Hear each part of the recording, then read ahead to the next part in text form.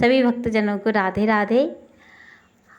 बोलो पुरुषोत्तम मास की जय, मोर मुकुट बंसी वाले की जय, राधा रानी की जय। आज हमारी सुबह की पूजा हो चुकी है। अब हम 13वें अध्याय में प्रवेश करते हैं। चित्रधर्मा का वैकुंठ गमन, दृढ़धनवा राजा की कथा। ऋषि बोले, हे वक्ताओं, मैं श्रेष्ठ महाभाग सूत जी, दृढ़धनवा राजा को पुरुषोत्तम मास का सेवन से राज्य, पुत्र आदि पतिव्रता स्त्री कैसे मिली तथा योगियों को भी दुर्लभ लोक को कैसे प्राप्त हुए, सो हे तात, आपको मुख कमल से बार बार कथा के सार को सुनकर हम लोगों की तृप्ति नहीं होती, अतः इस पुरातन इतिहास को विस्तार से कहिए। हमारे भाग्य बल से ब्रह्मा ने अपने आप को यहाँ भेजा है। सूत जी बोले, हे ब्राह्मणों, नारायण मुनि ने नारद जी से जो कहा था वही पुरातन इतिहास मैं आप लोगों से कहता हूँ। पापनाशक दृढ़धनवा का चरित्र जैसे मैंने गुरु जी के मुख से सुना वही आप सब मुनियों को सुनाता हूँ। श्री नारायण बोले, हे ब्राह्मणों, आकाश गंगा की तरह पवित्र करने वाले सुंदर पुराने दृढ़धनवा राजा की कथा को मैं कहता हूँ, तुम सुनो। यह देश का रक्षक, बुद्धिमान, सत्यवादी, पराक्रमी चित्रधनवा नाम का राजा था। उसका पुत्र तेजस्वी, सर्वगुण संपन्न, सदा सत्यवादी, धर्मात्मा, सदाचारी दृढ़धनवा नाम से विख्यात हुआ। उसके विशाल नेत्र थे, चौड़ी छाती और लंबी भुजाएं थीं। ऐसा गुण समूह के साथ वह दृढ़धनवा राजा नित्य प्रति बढ़ने लगा।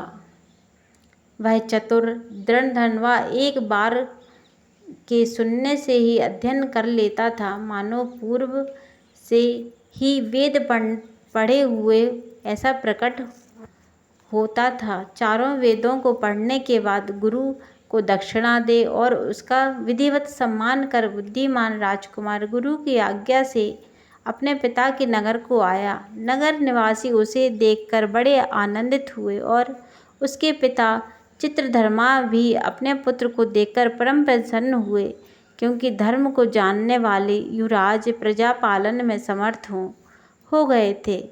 इस संसार में इससे बढ़कर और कौन सुख हो सकता है। राजा के मन में सोचा, अब मैं भुजाधारी, मुरलीधर, प्रसन्न मुख, शांत, भक्तों को अभय करने वाले श्री कृष्ण की आराधना करूँगा, जैसे ध्रुव, अम्बरीश, ययाति, यशरथी, विशी, रंतदेव, शशबिंदु, भागीरथ, भीष्म, विदुर, दुष्यंत, भरत, पृथु, उत्तानपाद, प्रहलाद, विभीषण आदि यह सभी भागों को छोड़कर भगवान पुरुषोत्तम की आराधना कर परम पद को प्राप्त हुए।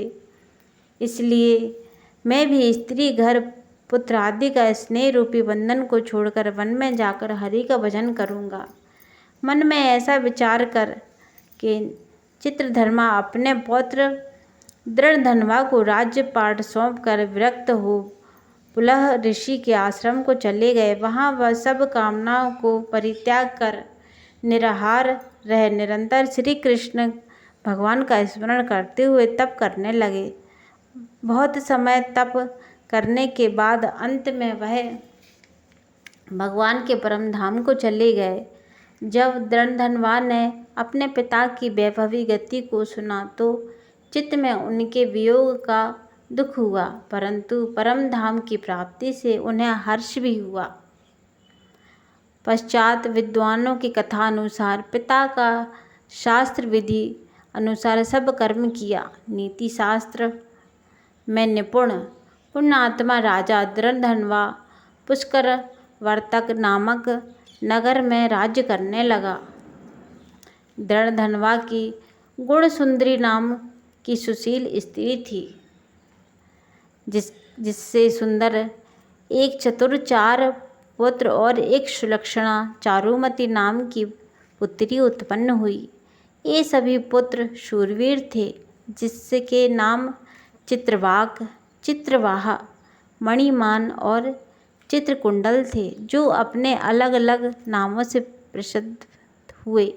दृढ़धनवा राजा भी अपने गुणों से प्रसिद्ध हुए। वह शांति, दृढ़ प्रतिज्ञ, रूपवान, गुणवान, शूर, श्रीमान, स्वभाव से सुंदर, अंग सहित, वेदों को जानने वाले, सभा में प्रिय बोलने वाले, विद्या धनुर्धर, विद्या में निपुण, काम क्रोध लोभ मोह मद मत्सर रूपी, छहों शत्रुओं को जीतने वाले, क्षमा में पृथ्वी की तरह, गंभीरता में सागर की तरह, क्षमता में ब्रह्मा की भांति, कृपा करने में महादेव के समान, एक स्त्री व्रत धारण करने वाले, दूसरे राम के समान, महापराक्रमी, श्रेष्ठ, धर्मवान, मानो दूसरे हेय वंशीय कर्तवीर के समान थे।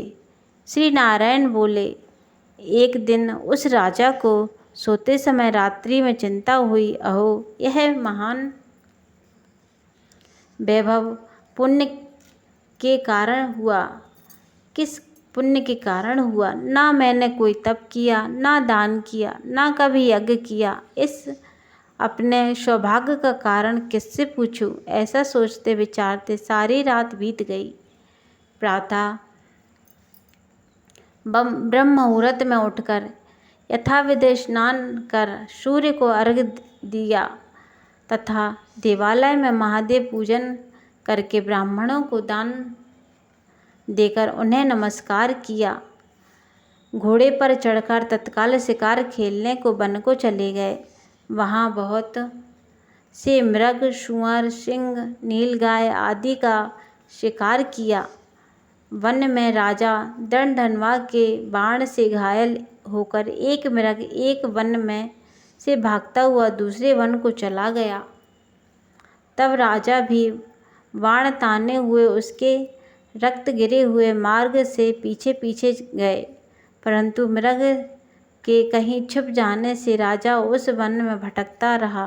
तब प्यास से व्याकुल होकर उसने एक सुंदर सरोवर को देखा। राजा ने वहां जाकर पानी पिया और उसके किनारे पर एक घनघोर छायादार वट के वृक्ष की जटा से अपने घोड़े को बांध दिया।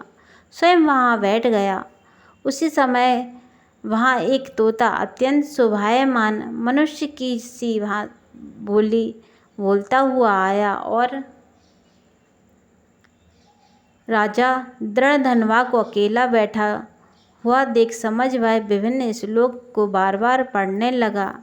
विद्यमाना तुल सुखसालो क्या तीव भूतले न चितयसि त्वं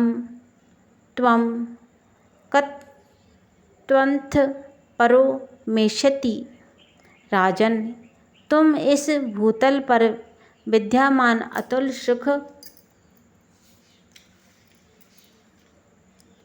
को देखकर तत्व आत्मा के संबंध में विचार नहीं कर रहे हो तो ऐसा भवसागर से पार होगे।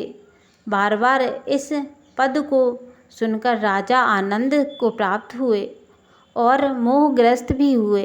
तोता सार गंभीर कठोर नारियल के समान गंभीर पद को बार बार क्यों पढ़ता है, जो बड़ी कठिनाई से समझ में आने योग्य नहीं है? क्या ये ही श्री सुखदेव जी हैं जो श्री कृष्ण के सेवक सुख संसार में डूबे हुए मूढ़ को परीक्षित की भांति मुझ पर कृपा करके उद्धार करने आए हैं? ऐसा सोच ही रहे थे कि इतने ही में उनकी सेना भी राजा को ढूंढते ढूंढते वहां आ गई। उधर तोता भी राजा को आत्मबोध कराकर अंतर्ध्यान हो गया। राजा अपने नगर में आकर तोता के वाक्य को स्मरण करते रहे। उन्होंने भोजन पानी सब छोड़ दिया, गुमसुम हो गए, किसी के बोलने से भी ना बोलते। तब रानी ने एकांत में आकर राजा से प्रेम सहित कहा, हे राजन, आप ऐसा उदास क्यों हो रहे हो? उठिए उठिए, भोजन पानी कीजिए और बातचीत कीजिए। इस प्रकार रानी के समझाने पर भी राजा देवताओं को भी दुर्योग तोते के सत्य वचन स्मरण करता रहा और कुछ भी ना बोला। तब रानी दीर्घ श्वास लेकर अपने पति के मानसिक दुख से अत्यंत पीड़ित हुई और स्वामी की कठिन चिंता के कारण को नहीं जान सकी। ऐसा चिंता में राजा को बहुत समय व्यतीत हो गया, किंतु संदेह दूर करने का कोई उपाय दिखाई नहीं दिया। नारद जी बोले, हे मुनि, ऐसी चिंता करते हुए राजा दृढ़धनवा का क्या हुआ, सो कहिए। क्योंकि विष्णु भगवान के पवित्र चरित्र को थोड़ा सा भी सुनने से पाप नाश हो जाता है। 13वां अध्याय समाप्त। अगर आपको वीडियो अच्छी लगी हो तो चैनल को सब्सक्राइब करें, शेयर करें, लाइक करें और ऐसे ही पुरुषोत्तम मास की कथाएं सुनते, पढ़ते, हुकारा भरते। बोलो पुरुषोत्तम मास की जय, मोर मुकुट बंसी वाले की जय, राधा रानी की जय।